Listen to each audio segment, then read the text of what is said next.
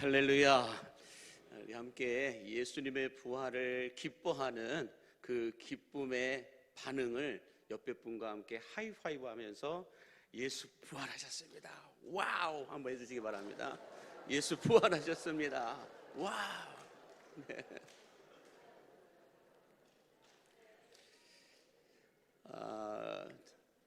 여러분, 예수님을 만나본 적이 없는 사람들은 부활은 전설이다라고 말합니다. 그러나 예수님을 만났던 사람들은 어느 누구나 할 거 없이 예수 부활은 역사적 사실이다라고 말합니다. 바라기는 오늘 이 부활절 예배를 드리는 여러분들은 예수님의 부활이 전설이 아니라 역사적 사실임을 증거하는 부활의 증인들로 살아가실 수 있게 되기를 주님의 이름으로 간절히 축복합니다. 네, 그런 마음으로 다시 한 번 더 옆에 있는 분에게 성도님은 부활의 증인이십니다 라고 인사해 주시기 바랍니다.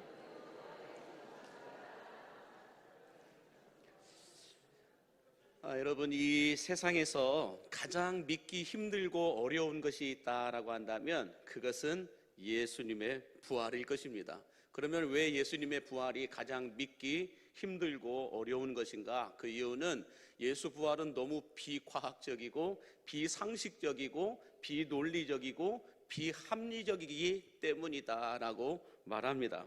그래서요, 이 미국 최고의 명문대학이라고 하는 예일대학원의 법대를 졸업하고 또 시카고 트리니지의 기자로 채용이 되었던 이 리 스트로벨이라고 하는 사람이 있습니다. 이 리 스트로벨이라고 하는 사람이 예수님의 부활이 가짜이다 라고 하는 것을 밝혀내기 위해서 이 수천 개의 고대 문서들과 논문 자료들을 연구하고 또 이와 관련된 사람들을 인터뷰하면서 예수 부활은 가짜이다 라고 하는 것을 밝혀내기 위해서 10년이 넘도록 예수 부활은 가짜이다라는 것을 증명하기 위해 연구하다가 예수님의 부활이 가짜가 아니라 저항할 수 없는 역사적 사실이다라고 하는 이런 증거들을 발견하게 됩니다. 그래서 이 리 스트로벨이라고 하는 사람이 이렇게 10년이 넘도록 연구하다가 역사적 사실임을 증거하는 책을 두 권을 썼는데, 하나는 예수는 역사다, 다른 하나는 부활의 증거라고 하는 이 책을 쓰게 됩니다. 이 책에서 이 리 스트로벨은 부활은 거짓이 될 수 없는 역사적 사실임을 드러내고 증거하는 합리적이고 상식적인 부활의 증거들을 기록해 놓았는데요, 제가 여기서 몇 가지만 좀 인용을 해보도록 하겠는데, 첫 번째는 만약 예수님의 부활을 예수님의 제자들이 거짓말로 지어냈다라고 한다면, 거짓말로 이 예수님의 제자들이 지어냈다라고 한다면 전문 용어로 이 짜고 치는 고스톱이라고 하죠. 자, 이렇게 자기들이 만들어낸 허위 사실을 증명하기 위해 이 제자들이 순교의 자리까지 갈 수 있겠냐라는 거예요. 다시 말해서 여러분이 지어낸 거짓말을 참말인 것처럼 증명하기 위해 여러분의 목숨을 내어놓을 수 있겠냐라는 거예요. 거짓을 참인 것처럼 증명하기 위해 내 목숨까지 바친다? 그럴 만한 사람이 이 세상에 어디 있겠냐라는 것이죠. 마찬가지로 예수님이 진짜 부활하지 않고 제자들이 지어낸 이야기다라고 한다면 예수님의 제자들이 목숨을 바치면서까지 예수 부활을 증거할 이유가 없다라는 거예요. 그러므로 예수 부활이 진짜이기에 순교의 자리까지 나아갈 수 있었다. 그러므로 예수 부활은 진짜이다 라고 이 리 스트로벨은 말하고 있습니다. 두 번째 증거는 무엇이냐? 당시 종교 지도자들이 예수 부활이 가짜이다라고 하는 것을 군인들에게 돈을 주고 매수해서 거짓말을 하도록 시켰다라는 것입니다. 그런데 이것도 여러분 생각해 보면, 예수 부활이 가짜이다라고 한다면, 예수님의 부활이 진짜가 아니고 가짜이다라고 한다면 굳이 당시 종교 지도자들이 돈까지 써가면서 군인들의 입을 매수하여 예수 부활은 가짜이다라고 말할 이유가 있었을까요? 그냥 가만히 내버려둬도 가짜인데 굳이 이것을 돈을 들여 군인들을 매수해서 거짓을 퍼뜨리도록까지 할 이유가 어디 있겠냐는 거예요. 그래서 마태복음 28장 11절에서 15절에 보면 당시의 상황을 이렇게 이야기하고 있습니다. 시작. 여자들이 갈 때 경비병 중 몇이 성에 들어가 모든 된 일을 대제사장들에게 알리니 그들이 장로들과 함께 모여 의논하고 군인들에게 돈을 많이 주며 이르되 너희는 말하기를 그의 제자들이 밤에 와서 우리가 잘 때에 그를 도둑질하여 갔다 하라. 만일 이 말이 총독에게 들리면 우리가 권하여 너희로 근심하지 않게 하리라 하니 군인들이 돈을 받고 가르친 대로 하였으니 이 말이 오늘날까지 유대인 가운데 두루 퍼지니라. 이 말이 오늘날까지 유대인 가운데 두루 퍼지니라. 여러분, 이 말로 인하여 오늘날까지 아직까지도 유대인들은 예수님을 메시아로 인정하지 않습니다. 메시아란 죽음을 이길 수 있는 사람이에요. 그런데 이 거짓된 말로 인하여서 아직까지도 그때 당시도 그렇지만 오늘날까지도 유대인들은 예수님의 부활을 인정하지 않고 예수님을 메시아로 인정하지 않는다라고 말하고 있습니다.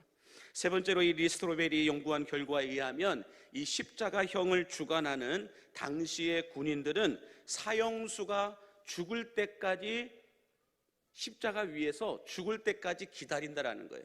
그리고 이 십자가형을 받은 사형수가 죽은 것을 확인하고 나서야 십자가에서 끌어내린다라고 말하고 있습니다. 만약 죽지 않은 사형수를 이 군인들이 미리 끌어내렸다가는 어떤 결과가, 어떤 제도가 있었냐면 그 끌어내린 군인이 그 사형수를 대신하여 십자가에 매달리게 되는 그런 제도가 그 당시에 있었다라는 것입니다. 그러므로 여러분, 이건 무슨 말이냐면 예수님은 완전히 죽으신 것을 사형 집행 관원들이 확인을 해줬기 때문에 예수님의 시신을 아리마대 사람 요셉과 니고데모가 십자가에서 끌어내려서 장례를 치렀다라고 말하고 있는 겁니다. 오늘날로 말하면 사망 진단서, 사망 확인서를 띄워줬기 때문에, 완전히 사망이 확인됐기 때문에 예수님을 십자가에서 끌어내려 장사 지내게 됐다라는 거예요. 그런데 어떤 일이 벌어졌습니까? 이 사형 집행 관원들이 사망 확인서에 도장을 딱 찍어줬음에도 불구하고 사흘 만에 예루살렘 성 저작거리에 예수님이 돌아다니시기 시작했다라는 거예요. 이것은 무엇을 의미해요? 예수 부활로밖에는 설명할 수가 없다라는 거예요. 당시 행정을 담당했던 당시 사형 집행 관원이었던 사람들이 예수는 완전히 진짜 죽었다라고 하는 것을 확인을 해줬기 때문에 십자가에서 끌어내렸는데, 만약에 예수님의 제자들이 거짓으로 지어낸 말이라고 한다면 그 당시 로마의 군인들, 당시 사형 집행 관원들도 다 거짓이라는 것이죠. 이 외에도 여러분, 예수의 부활이 합리적이고 논리적이고 상식적이라고 하는 증거들이 상당히 많다라는 것을 알 수가 있는데, 이 책을 마무리하면서 이 리스트로벨은 이런 글로 마지막을 남겼습니다. 예수님의 부활을 오늘날 우리들만 안 믿고 있지 그 당시 사람들은 예수님의 부활을 다 믿고 있었다라고 말합니다. 그러면서 예수님의 부활을 살아내고 있는 증인들로 인하여 오늘날까지 예수 부활의 역사는 계속해서 이어져 오고 있다라고 이 리스트로벨은 말하고 있습니다.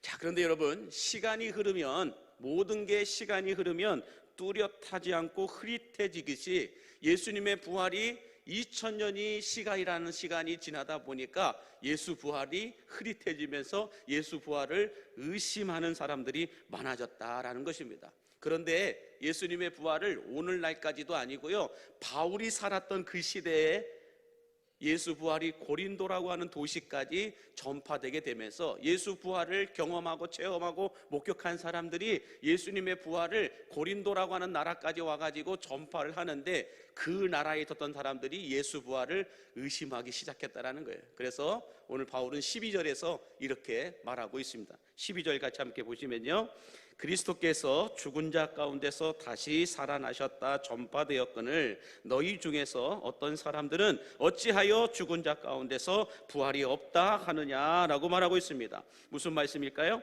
예수님 당시 이 예루살렘에 있었던 사람들은 예수님의 부활이 진짜였다라는 것을 다 알고 있었지만 세월이 흘러 이 소식을 눈이 아닌 귀로 전해 들은 사람들은 시간이 흘러가자 부활을 믿지 못하고 의심하는 사람들이 생겨나게 되었다라고 말하고 있는 겁니다. 그러면서 바울은 예수 부활은 분명히 일어났던 역사적 사실이다라고 하는 것을 오늘 본문 13절에서 19절까지 아주 디테일하게 기록해 놓고 있는 것을 볼 수가 있습니다. 자, 그러면 여러분, 예수 부활이 전설이 아니라 역사적 사실이다라고 하는 것을 제가 오늘 여러분들에게 전하기 위해서 이 말씀을 준비한 건 아니에요. 이미 이 자리에 계신 여러분들은 예수 부활이 전설이 아니고 역사적 사실이라고 하는 것을 다 믿는 분들이기 때문에 이 자리에 와 앉아 계신 것이다라는 거예요. 자, 그러면 오늘 제가 여러분들과 나누고 싶은 말씀은 20절에 있는 말씀입니다. 오늘 본문 20절 같이 함께 보겠습니다. 시작. 그러나 이제 그리스도께서 죽은 자 가운데서 다시 살아나사 잠자는 자들의 첫 열매가 되셨도다 라고 말합니다. 예수님이 잠자는 자들의 첫 열매가 되셨다라고 말씀하는데 이 말씀의 뜻은 무엇일까요? 예수님께서 사망 권세를 이기시고 부활하심으로 말미암아 어느 누구도 예수님을 믿기만 하면 천국으로 들어갈 수 있는 길을 만들어 주셨다, 문을 열어 놓으셨다라고 말씀하고 있는 겁니다. 다시 말해서 여러분, 이 잠자는 자들의 첫 열매가 되었다라고 하는 말을 조금 쉽게 설명을 드린다면 큰 호숫가에 물고기들이 평화롭게 다니고 있었습니다. 그런데 갑자기 그곳에 큰 뱀이 나타나가지고는 그 물고기들을 다 잡아먹기 시작하는 거예요. 평화롭던 호수가 이 큰 뱀 하나로 인하여 두려움과 공포로 쌓이게 되었습니다. 어느 날 이 큰 뱀이 다시 나타나가지고는 물고기들을 닥치는 대로 다 삼키기 시작하고 잡아먹기 시작했습니다. 그런데 그 잡아먹혔던 물고기 중에 한 마리가 등지느러미가 날카로운 물고기도 함께 삼킴을 당하게 되었습니다. 이 큰 뱀 뱃속에 들어간 물고기들은 더 이상 우리는 살 수 있는 가능성이 없다, 이제 우리는 끝났다라고 얘기하면서 모든 걸 포기하고 좌절 가운데, 절망 가운데, 소망 없이, 희망 없이 그렇게 주저앉아 있을 때에 등 지느러미가 날카로웠던 물고기 한 마리가 아우, 여기 왜 이렇게 답답해? 아우, 여기 이렇게 살 수는 없어, 더 이상 이렇게 내가 견딜 수는 없어 해가지고 자기의 그 날카로운 등 지느러미로 뱀의 배를, 잘 못 알아들으시죠? 뱀의 배때기를 확 갈라놨다는 거예요. 등 지느러미 날카로운 걸로 뱀의 배를 갈라 버려놓고는 본인이 바깥으로 나가기 전에 그 뱀 뱃속에 있던 다른 물고기들에게 뭐라고 얘기해요? 나랑 함께 갈래? 그러면서 Let's go 라고 얘기했다라는 것이죠. 그러자 그때부터 뱀의 뱃속에 있었던 물고기들이 그 날카로운 등 지느러미를 가진 물고기가 빠져나가고 난 뒤 그곳으로 한 마리, 두 마리 빠져나가다가 수백 마리, 수천 마리가 그 뱃속에서 빠져나오게 되었다라는 것이죠. 여러분, 이 뱀의 이름이 뭘까요? 바로 사망이고 마귀입니다. 이 뱀이 오랫동안 수많은 사람들을 삼켰다라는 거예요. 어느 날 예수님까지 삼켜버리게 됐는데 이 뱀이 예수님까지 삼켜버린 것이 결정적인 실수였습니다. 예수님이 뱀의 뱃속에서 뱀의 뱃속과도 같은 이 죽음에서 3일 만에 부활하시면서 무엇을 얘기해요? 뱀의 뱃속과도 같은 사망 가운데 들어갔던 모든 사람들에게 나랑 함께 갈래? Let's go 라고 이야기를 합니다. 여러분, 이 비밀을 바울은 로마서 8장 11절에서 이렇게 설명을 하고 있어요. 같이 한번 보시면, 예수를 죽은 자 가운데서 살리신 이의 영이 너희 안에 거하시면 그리스도 예수를 죽은 자 가운데서 살리신 이가 너희 안에 거하시는 그의 영으로 말미암아 너희 죽을 몸도 살리시리라. 할렐루야. 무슨 말씀일까요? 예수님을 죽은 자 가운데서 살리신 이의 영이신 성령님께서 우리 안에 계시기만 하면 우리 안에 죽어 있던 것들이 모두 다 다시 살아나게 하신다라는 거예요. 다시 말해서 예수 부활의 증인으로 너희들도 살아갈 수 있다라고 말하고 있다라는 것입니다. 저는 이 말씀이 여러분들에게 믿어지게 되기를 간절히 바랍니다.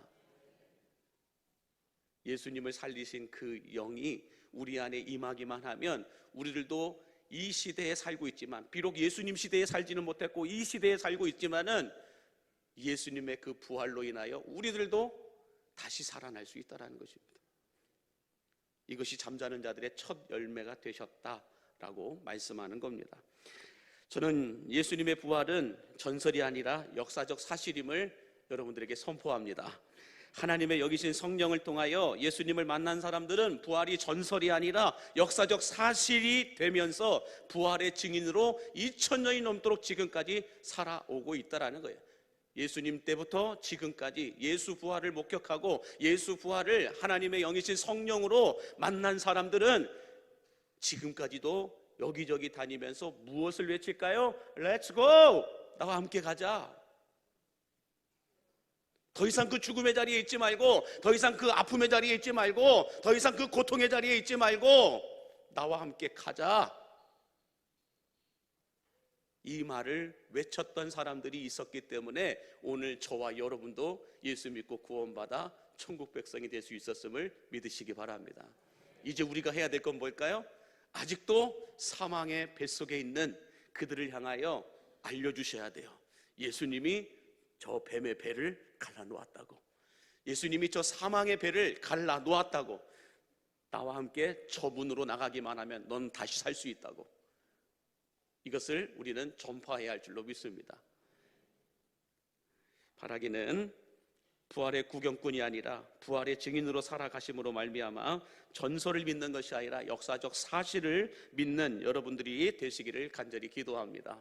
뿐만 아니라 예수님을 죽은 자 가운데서 살리신 하나님의 영으로 충만하여서 여러분의 삶의 현장에서 소망 없이 사망의 뱀에게 삼키어 주저앉아 있는 이들에게 예수님이 말씀하셨던 그 말씀, 나와 함께 가자, 렛츠고!